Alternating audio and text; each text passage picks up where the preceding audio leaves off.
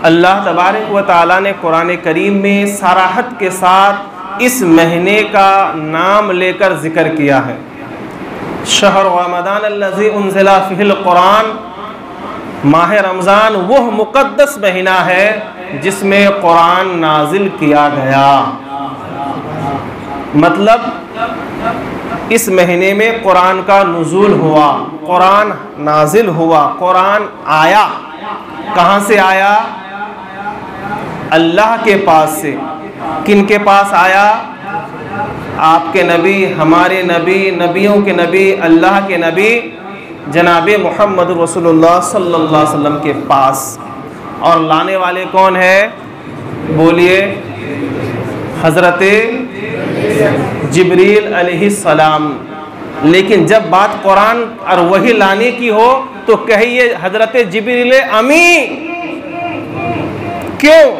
बहुत सारे लोग कहते हैं हज़रत जिब्रील से गलती हो गई, लाना कहीं और था, लेके चले गए मोहम्मद मुस्तफ़ा सल्लल्लाहु अलैहि वसल्लम के पास। नहीं, वो जिब्रील अमीन है, जो अमानतदार है, खयानत नहीं करते हैं, वो मासूम अनिल खता है, वो अल्लाह के मुकर्रब फरिश्ते हैं, उनसे गलती होना मुमकिन नहीं है। उनसे खता कैसे हो सकती है?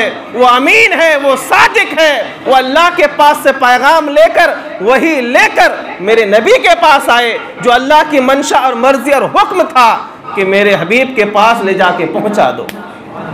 तो कुरान आसमान से अल्लाह के पास से लोहे महफूज से लाने वाले फरिश्ते का नाम हज़रत जिब्रील अमी अलैहिस्सलाम है।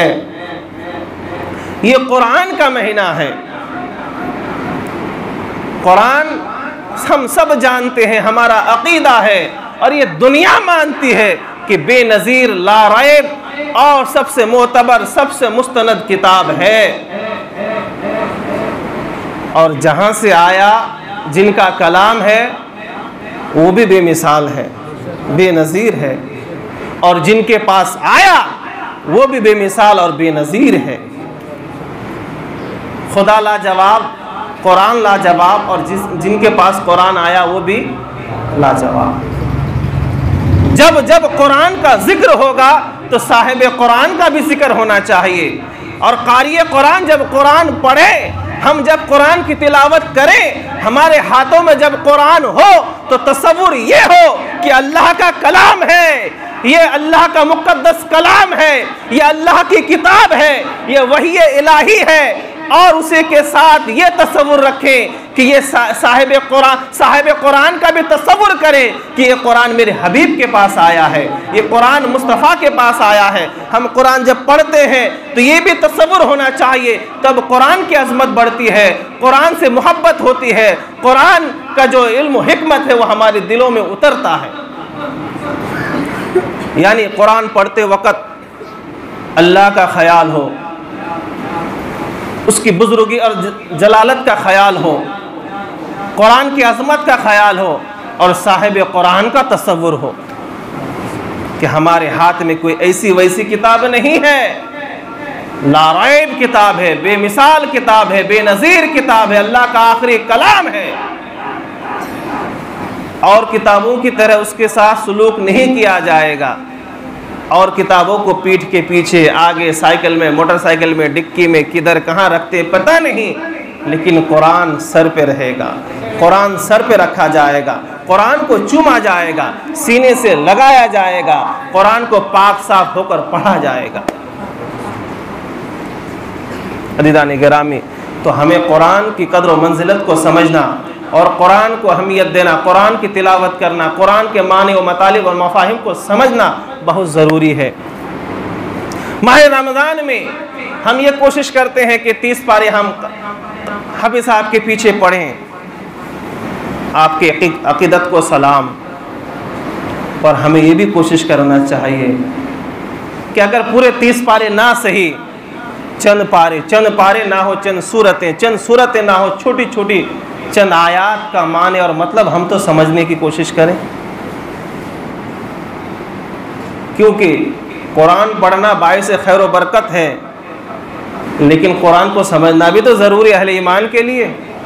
जब तक समझेंगे नहीं तो हम इस्लाम को, कैसे फॉलो करेंगे, इस्लाम के अहकाम कैसे जानेंगे। तो यही मेरी गुजारिश है, और पिछले जुमा भी कहा था कि हम कुरान से वाबस्ता हो, कुरान के माने और मतलब को समझें। ये माह रमज़ान जो हमें मिला है, क्यों बार बार, क्यों हमें हर साल माह रमज़ान क्यों नसीब होता है? ये अल्लाह का फजल है कि उसके हबीब के तुफैल हमें अल्लाह ने माह रमज़ान जैसी नेमत अता फरमाया है, और जिसको मिला है वो भरपूर फ़ायदा हासिल करे। जो माह सयाम के, माह रमज़ान के अनवार और तजल्लियात से, इसके फैज़ व बरकत से महरूम रहा, वो पूरे साल रहमतों से, बरकतों से महरूम रहता है।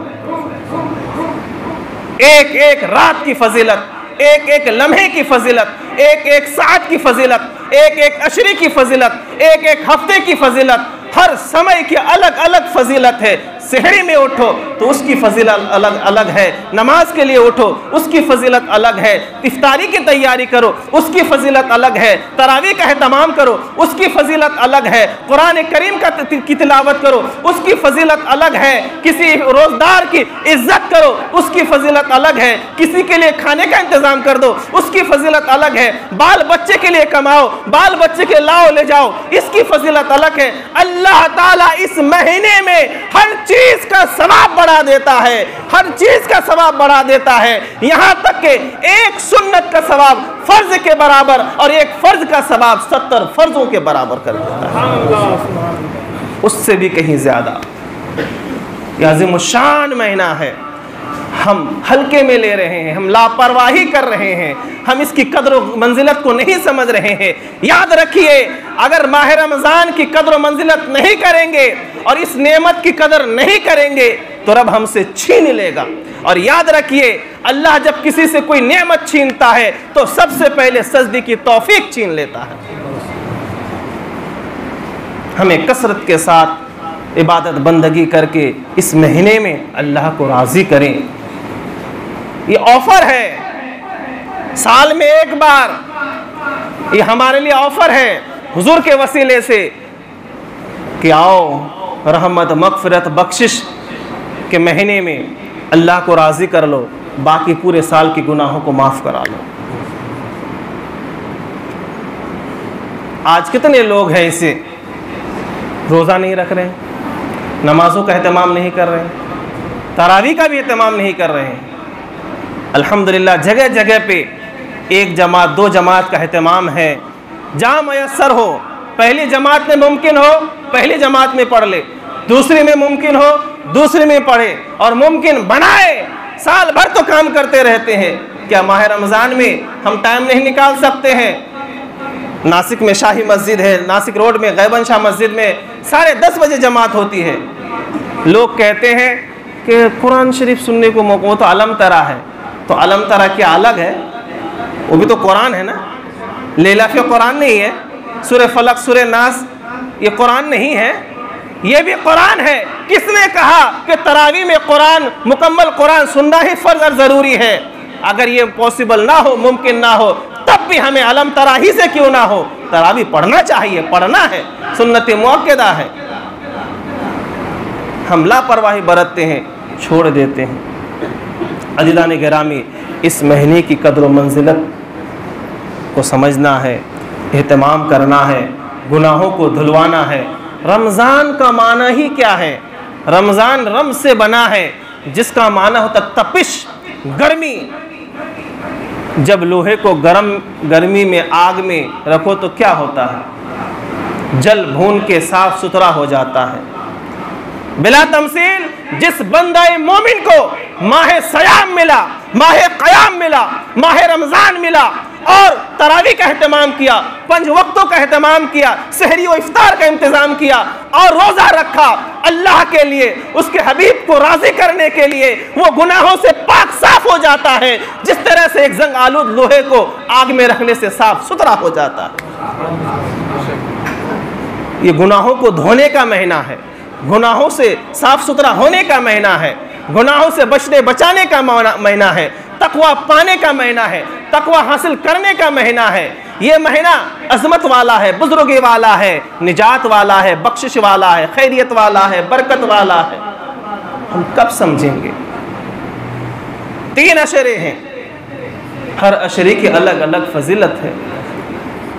हम बंदे मोमिन जब इफ्तार को बैठते हैं, रब नाज करता है, फरिश्तों में कहता है, फरिश्तों देखो मेरे बंदे के सामने खाना है, पीना है, शरबत है, लजीजदार पकवान है, लेकिन खा नहीं रहे हैं, पी नहीं रहे हैं। फरिश्ते पूछते मौला क्यों? कहा क्या है फरिश्तों सुनो, इसलिए मेरे बंदे को भूख की शिद्दत है, प्यास की शिद्दत है, लेकिन खा नहीं रहे हैं, पी नहीं रहे हैं, लजीजदार पकवान है, नहीं खा रहे हैं। वजह यह है कि अभी मेरा हुक्म नहीं हुआ है, जब तक मेरा हुक्म नहीं होगा वो खाएंगे नहीं, वो पिएंगे नहीं। ऐ फरिश्तों मुझे मेरे बंदों पर फख्र है, और सुनो इस सब्र पर मैं बख्शिश की बशारत देता हूँ, निजात की बशारत देता हूँ। ऐ फरिश्तों तुम कह रहे थे ना आदम को बनाने से पहले खून रेजिया करेंगे, कत्लो गारत करेंगे।